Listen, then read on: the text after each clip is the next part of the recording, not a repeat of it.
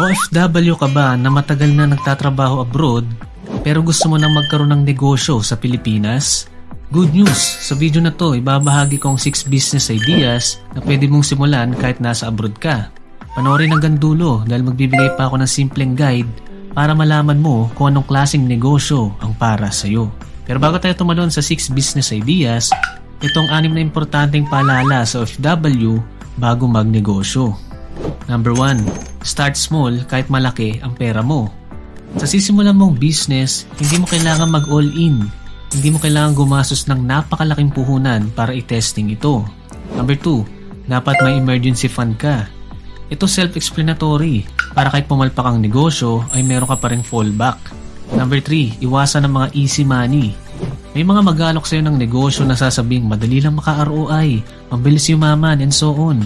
Iwasan mo ito. Dahil most likely, scam yan.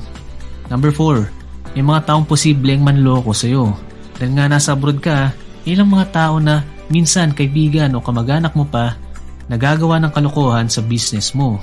Number 5. Ready kang mas stress. Real talk, ang pagnenegosyo kadalasan mas stressful pa kaysa sa pagiging empleyado. Kaya siguraduhin mong handa ka mentally, hindi lang financially. Number 6. Research is the key. Lahat ng papasukin mo dapat aralin mo at naiintindihan mo para hindi ka mauuto at manuloko ng mga kawatan. Lahat ng babanggitin nating business ideas dito ay may kakibat na risk. Walang guaranteed na magiging successful agad dahil maraming factors ang kailangan para umangat ang isang negosyo. Pero ang goal ng video na to ay bigyan ka ng ideas na posibleng umangkop sa sitwasyon mo bilang OFW. Kaya simulan na natin sa number 1, online selling o reselling. Dahil araw-araw naman tayong nasa internet, pwede mo itong gamitin for business. May mga OFW yung kumikita sa online selling at reselling. May mga kilala ko personally na nagbebenta ng damit, bags at iba't ibang items na nabibili nila abroad. Tapos kapag may umorder at nakapagbayad na ang customer, doon pa lang ipapadala ang produkto papunta sa Pilipinas. Pwede rin na pre-selling muna habang wala ka pang hawak na product. Iba naman live selling ang ginagawa, lalo na sa mga branded or luxury items. Once magbayad ng customer, ipapadala mo yung item. Pero tandaan, bago ka mag-live selling, alamin mo muna kung allowed dito sa bansang kinaroroonan mo. Kasi may ibang bansa na may permit requirements o restrictions pagdating sa online selling. Pwede ka rin magbenta ng sarili mong produkto, resell ng products ng ibang supplier, o maglagay ng items sa online shopping apps. Kapag pumatok na at may loyal customers ka na, pwede mo nang i-transition dito sa Pinas. Siyempre, hindi rin ito madaling negosyo. May kakaibat itong risk, permits and requirements, dapat trusted ang supplier, kailangan ng maayos na pricing at marketing strategy. Number 2, online agency.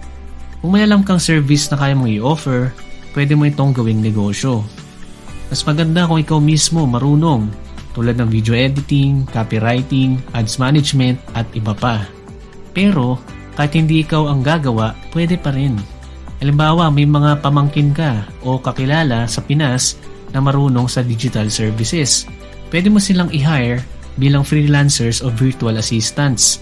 Ang role mo, ikaw maghahanap ng clients. Ikaw ang kakausap at magmamanage ng projects. Pwede mong i-alok ang services sa mga foreign clients dyan sa abroad, sa mga kawork mo o kahit dito sa Pinas din. Maganda dito, posibleng flexible ang schedule pero depende pa rin sa setup. Tandaan may mga challenges din, competition, time zone differences, issues sa staff o output. At sa ibang bansa, kailangan mo rin i-check kung may legal or permit requirements.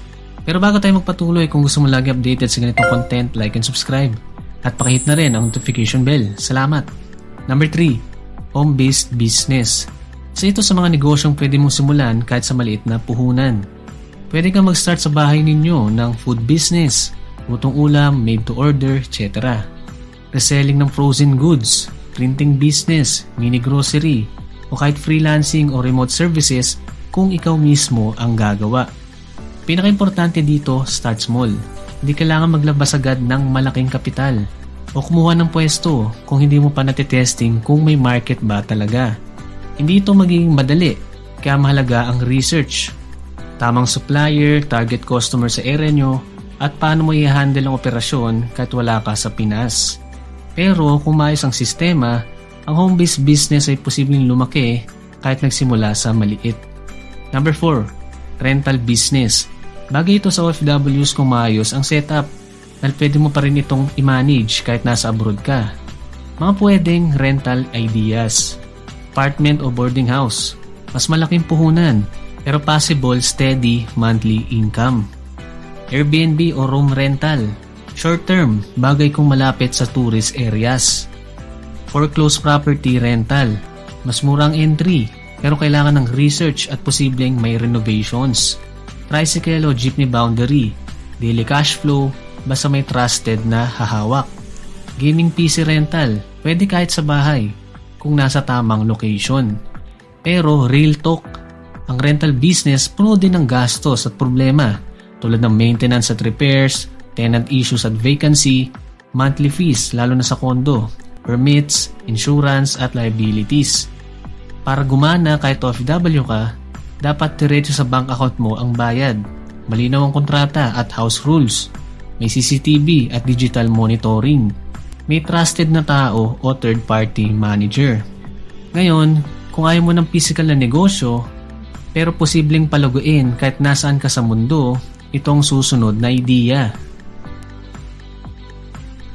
Number 5, personal brand o content pages. May dalawang paraan para gawin ito. Number 1, vlogging. Ikaw ang brand. Kung okay ka humarap sa camera at mag-share ng kwento mo, ayos din ang potensyal nito. Lalo na bilang OFW, maraming Pinoy ang interesado sa buhay abroad, trabaho mo, gastos, kultura, diskarte, at iba pa.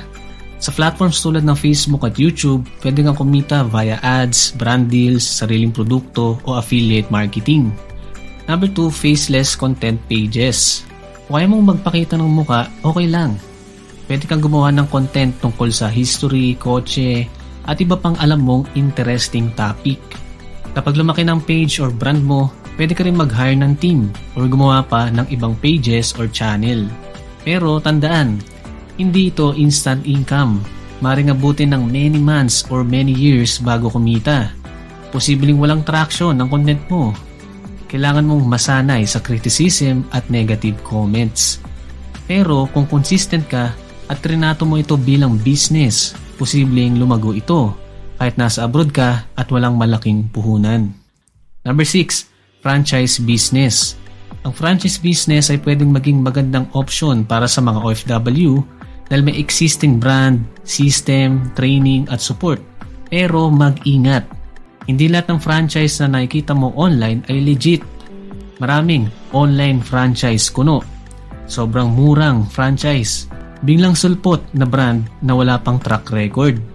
At madalas, OFWs ang target nila dahil may pera kayo at gusto agad magnegosyo.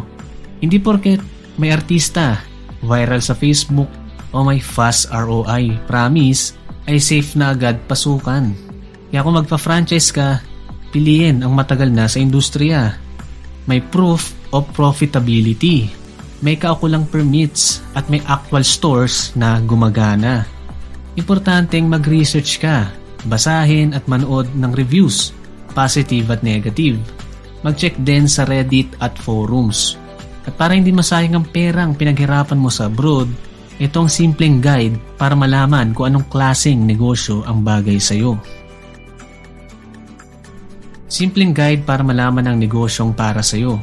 Hindi lahat ng negosyong nabanggit ko kanina ay babagay sa'yo. May ilan dito na posibleng sinubukan mo na at baka nalugi ka pa. Kaya bago ka pumasok sa kahit anong negosyo, tanungin mo muna ang sarili mo ng 3 tanong. Number 1, magkano ang kaya kong ilabas na kapital? Number 2, gaano karami ang oras na kaya kong ilaan? At number 3, may pagkakatiwalaan ba akong tao sa Pilipinas? Dito papasok ang simpleng guide. Kung kulang ka sa kapital, piliin mo ang service-based business. Sarili mong skills ang puhunan, hindi pera. Kung kulang ka sa oras, piliin ang systems-based business. May proseso, automation at system kahit busy ka. Kung may mapagkakatiwalaan kang tao sa Pinas, pwede ang physical business, tindahan, food business at iba pa. Hindi ito one size fits all na rule. Guide lang ito para maiwasan mong pumasok sa negosyong hindi akma sa sitwasyon mo.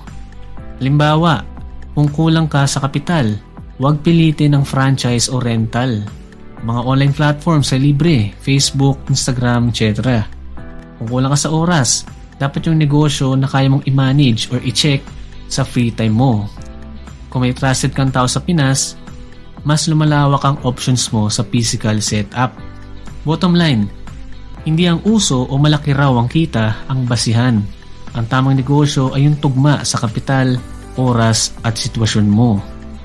One final tip, anumang negosyong piliin mo, walang guaranteed success at dapat may control ka pa rin kahit nasa abroad ka.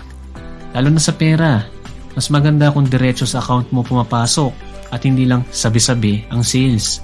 Ito ang madalas na problema ng OFW entrepreneurs. Wala silang visibility sa negosyo nila. Kaya mahalaga ang systems, POS, resibo na natatrack, malinaw na records, kontrata, at kung kaya, CCTV na pwede mong silipin kahit nasa abroad ka. Totoo, mas mahirap magnegosyo habang nasa ibang bansa kumpara kung ikaw mismo ang nandito. Pero hindi ito imposible. May mga OFW ang nagsimula sa ganitong setup at nung lumakas ang negosyo, nakauwi na sila for good. At kung gusto mong masulit ang kinikita mo habang nasa abroad, panoorin mo susunod na video sa iyong screen. Common mistakes sa mga OFW pagdating sa pera na dapat mong iwasan. Click mo na. Watch now.